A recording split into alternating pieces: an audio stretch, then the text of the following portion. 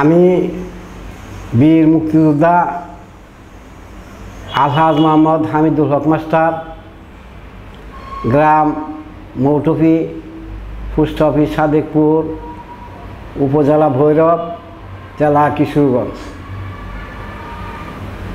1971 সনে যখন বাংলা মায়ের ডাক পড়ল দেশকে স্বাধীন করার জন্য, ঘরে বসে থাকতে পারলাম না। সেদিন আমার চাচাতো ভাই তুফাজ্জল হক এবং আমার পার্শ্ববর্তী গ্রামের মনোহর গ্রাম এর মোহাম্মদ আব্দুল শাহিদ মাস্টার ও হাসমান আলী, আমরা এই তিনজন মৌটুবি গ্রাম থেকে রওনা হয়ে রসুপুর গ্রামে যাই এবং রসুপুর গ্রামের যাদের নাম স্মরণ আসছে তাদের মধ্যে হলো হাবিবুর রহমান, আমাদের যিনি পরবর্তী সময়ে কোম্পানি কমান্ডার হয়েছেন, company commander M A Hamid এবং আব্দুল শহীদ, খালিকুজ্জামান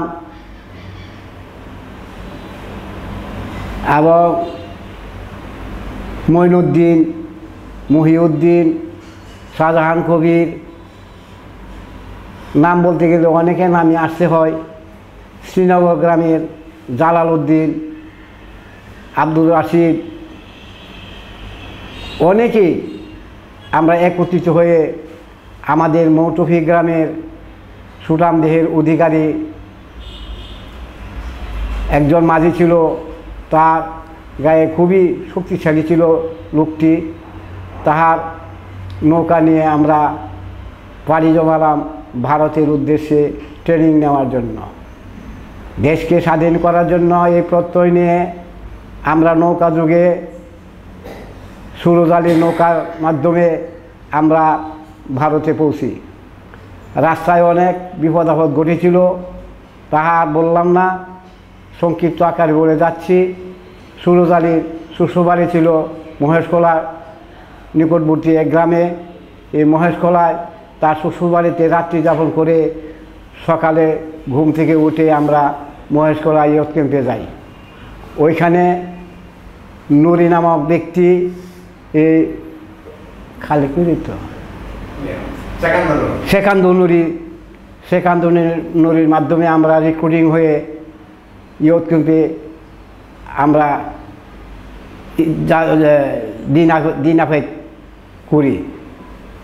পরবর্তী সময়ে মহেশখোলা থেকে মহাদেব ইয়ুথ ক্যাম্প, লংরা youth camp, Bagmara youth camp, পরবর্তী সর্বশেষ তোরা ট্রেনিং সেন্টারে আমরা পৌঁছে ট্রেনিং দিই।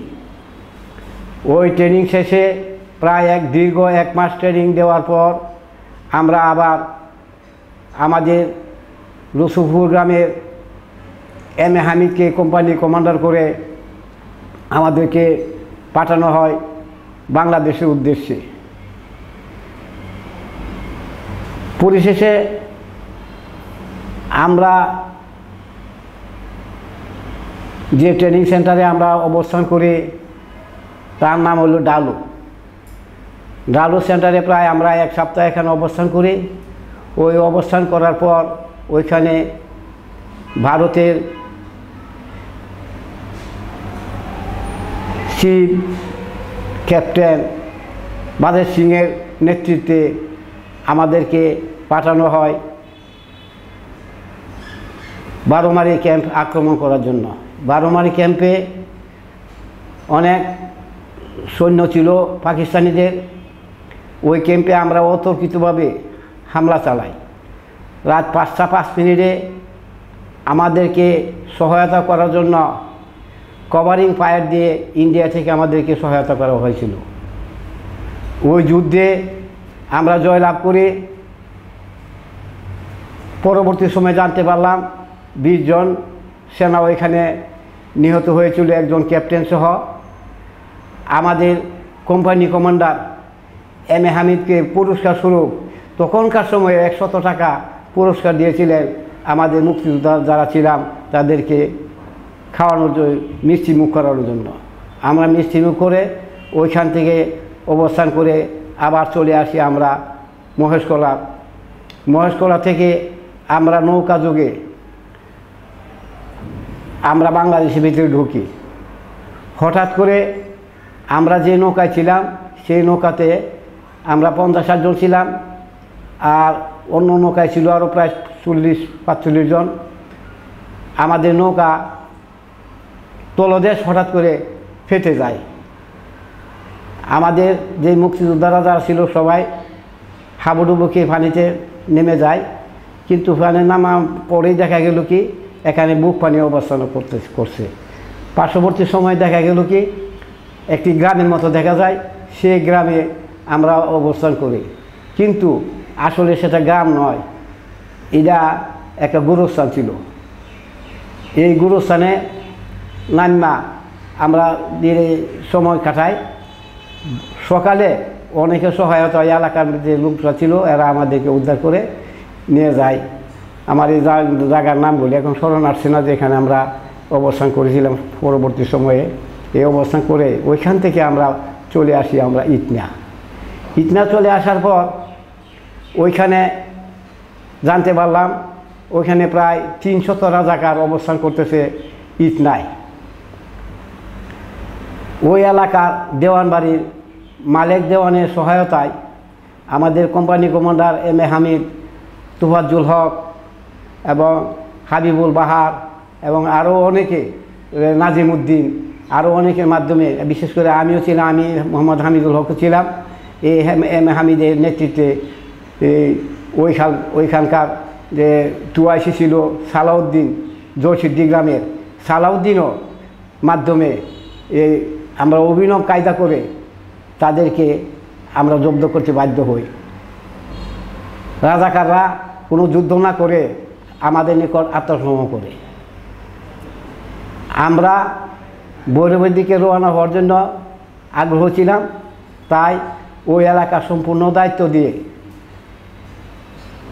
সালাউদ্দিন,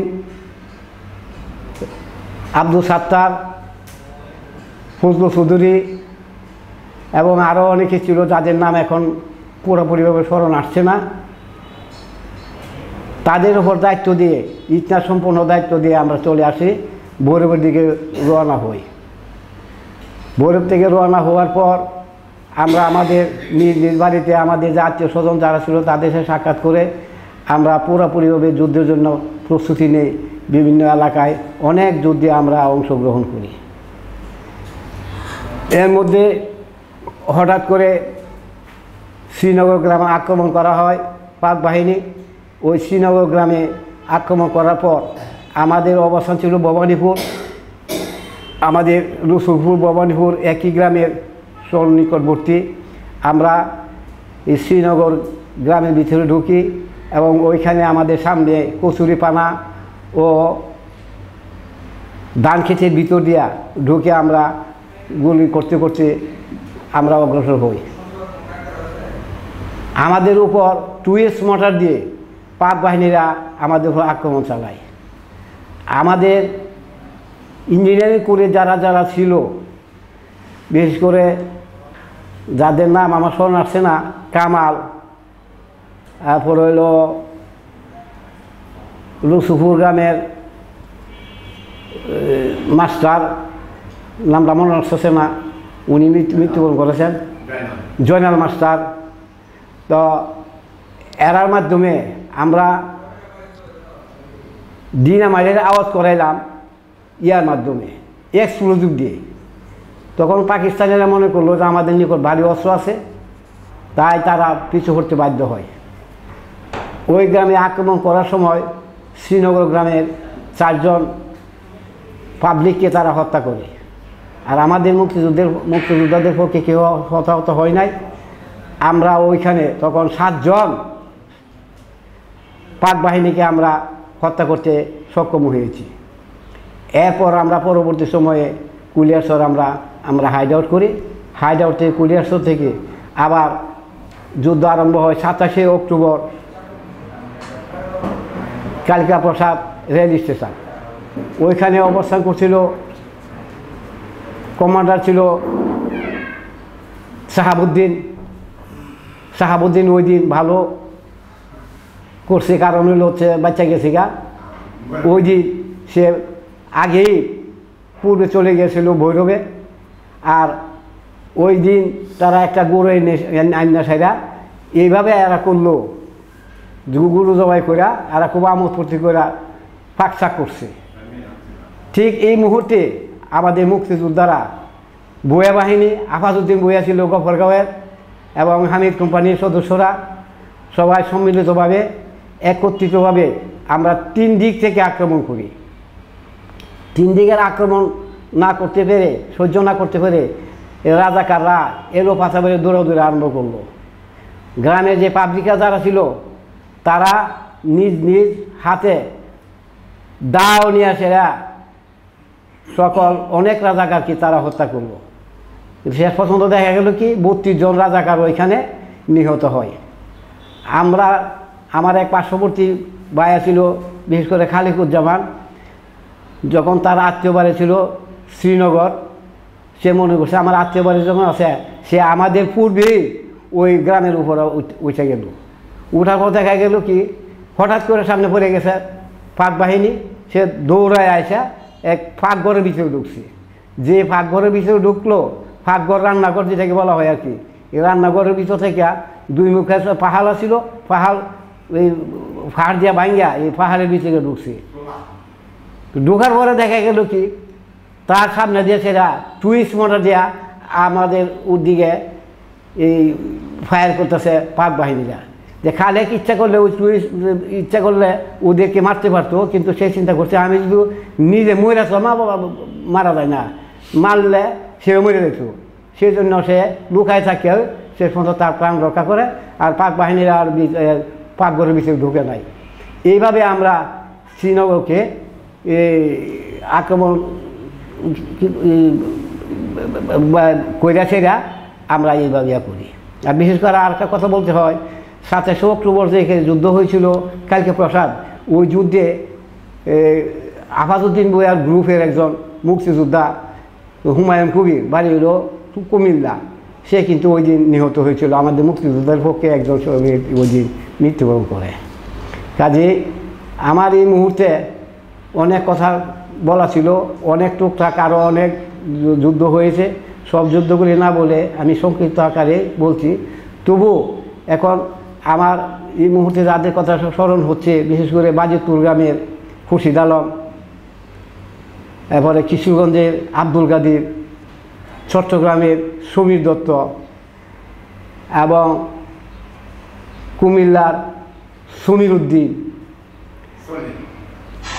এমনি ডাক্তার সমীর, আর কুলিয়ারসরে গিয়াসউদ্দিন, রেফায়েত, এমদাদ মাস্টার এবং আব্দুল গফুর, যাদের নাম এই মুহূর্তে স্মরণ হচ্ছে, এদের অনেকেই মৃত্যুবরণ করেছেন।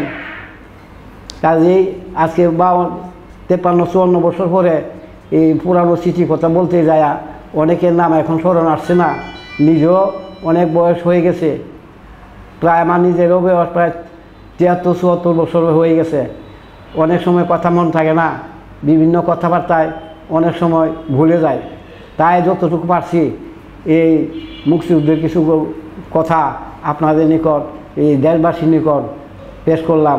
আশা করি আপনারা বাংলাদেশ কীভাবে যে স্বাধীন হয়েছে তার ইতিহাস জেনে জানলে আমি কৃতজ্ঞ হব। আর বিশেষ করে যাদের নেতৃত্বে আমরা সেদিন ছিলাম, যারা এই দেশকে স্বাধীন করার জন্য রক্ত দিয়েছে, তাদের সকলে আত্মার মাগফিরাত কামনা করে আমার বক্তব্য শেষ করছি। আসসালামু আলাইকুম।